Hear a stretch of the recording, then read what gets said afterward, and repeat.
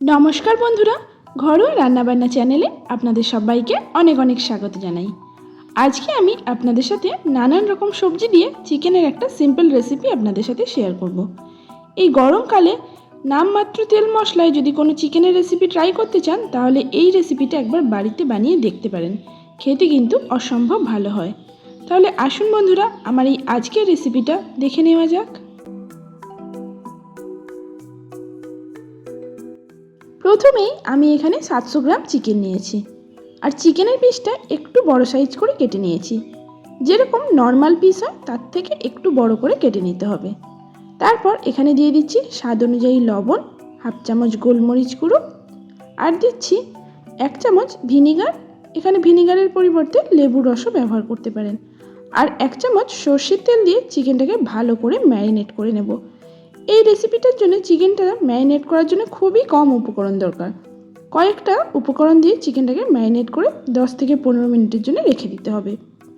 এরপর কড়াইতে দিয়ে দিলাম 3 চামচ সরষের তেল আর দিয়েছি বেশ কয়েকটা গোটা গরম মশলা আর ফোড়নের মধ্যে দিচ্ছি হাফ চামচ সাদা জিরে। এখন ফোড়নটাকে কয়েক সেকেন্ডের জন্য ভেজে নিচ্ছি যতক্ষণ না এর থেকে সুন্দর একটা ফ্লেভার বেরিয়ে আসছে।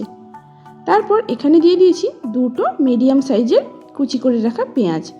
এবার পেঁয়াজটাকে লো টু মিডিয়াম ফ্লেম করে 3 থেকে 4 মিনিটের মতো ভেজে নিতে হবে। খুব বেশি লাল করে ভাজার প্রয়োজন নেই, পেঁয়াজটা একটু নরম করে ভেজে নিতে হবে। তারপর এখানে দিয়ে দেব 1 চামচ আদা রসুনের পেস্ট। এখন আদা রসুনের বাটাটা দিয়েও খুব ভালো করে মশলাটা কষিয়ে নিতে হবে যতক্ষণ না আদা রসুনের কাঁচা গন্ধটা চলে যাচ্ছে। 2-3 মিনিট আদা রসুনটা এইভাবে কষিয়ে নেওয়ার পর যখন দেখবেন মশলা থেকে এইভাবে তেল ছাড়তে শুরু করেছে তখন এখানে আগে থেকে ম্যারিনেট করে রাখা চিকেনটা দিয়ে দেব। এরপর মশলার সাথে চিকেনটাকে খুব ভালো করে মিশিয়ে নিতে হবে। আর এই সময় গ্যাসের ফ্লেমটা মিডিয়াম রেখে চিকেনটাকে কম করে 3 থেকে 4 মিনিটের জন্য ভালো করে ভেজে নিতে হবে যতক্ষণ না চিকেনের গায়ে এইরকম সুন্দর একটা লালচে কালার আসছে।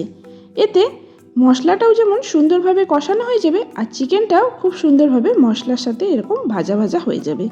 এই স্টেপটা অবশ্যই করবেন, এতে চিকেনটা খেতে অনেক বেশি সুস্বাদু লাগবে। তারপর এখানে দিয়ে দিচ্ছি একটু বড় বড় করে কেটে রাখা গাজর, পেঁপে আর আলু। তারপর এখানে একে একে দিয়ে দেব স্বাদ অনুযায়ী লবণ, একটু হলুদ গুঁড়ো আর দিয়েছি কালারের জন্য 1 চামচ কাশ্মীরি লাল লঙ্কার গুঁড়ো। তারপর এখানে 3টে কাঁচা লঙ্কা দিচ্ছি। চিকেনের এই রেসিপিটা খুব বেশি স্পাইসি করব না, তার জন্য এখানে কোনো রকম আর লাল লঙ্কার গুঁড়ো দিলাম না।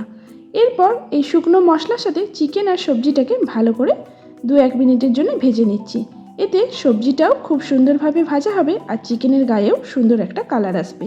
তারপর লো টু মিডিয়াম ফ্লেম করে 4 থেকে 5 মিনিটের মতো রান্না করে নেব আর মাঝে মধ্যে ঢাকনা খুলে একটু নাড়াচাড়া করে নিতে হবে। এইভাবে রান্না করলে চিকেনের মধ্যে যে এক্সট্রা ময়েশ্চারটা থাকে সেটা ছাড়তে শুরু করবে আর চিকেন আর সবজিগুলো আস্তে আস্তে একটু একটু করে নরম হয়ে যাবে। এইভাবে 3 থেকে 4 মিনিট মতো রান্না করে নেওয়ার পর যখন দেখবেন চিকেনটা একটু সফট হয়ে এসছে তখন এখানে দিয়ে দেব কিউব করে কেটে রাখা ক্যাপসিকাম আর টমেটো।